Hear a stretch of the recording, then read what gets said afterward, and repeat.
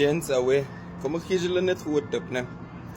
Die ouens wat KE70 Corollas ry, meaning die box, die shape. Ons almal ken hulle mos as die boxies, né? Nou ek wil julle gou wys 'n siekte wat jy baie kry. Ek het nou klaar die door panel geremove alles, né? Net 'n tip. As jy mos nou alles remove, ja, mos nou eerste die skroefie uit, né? En dan as jy die handle remove, daar's wat klip agter wat jy net uitklip.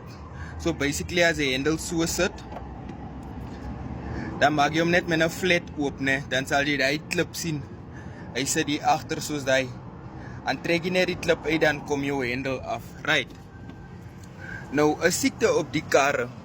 Ek wil julle gou wys, die draad wat hier hardloop met die 3 skroefies daar, né? As jy die 3 vasmaak, dan hou jy die kabel vas. Die kabel is die een wat jou deure sluit. Sien julle? Nou, hulle is geneig, dan wil hy nie weer begin sluit nie, né? Nou, niks is gebreek hier, ouens. Jy strip net alles, en dan maak jy net die 3 boutjies vas.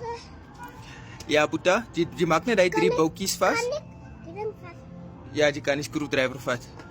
Jy maak net die 3 vas, en dan is die kabel alweer styf. Dan kan jy deur weer lekker sluit. Onthou is ou karre. My kar is 42 jaar oud. So sekere goed gaan, maar die lekkerste ding is jy hoef nie te replace nie. Die ou karre is so gebou, meeste van die goed is net ietsie wat jy moet stywer vasdry of vasmaak. Dan sal hy weer reg werk.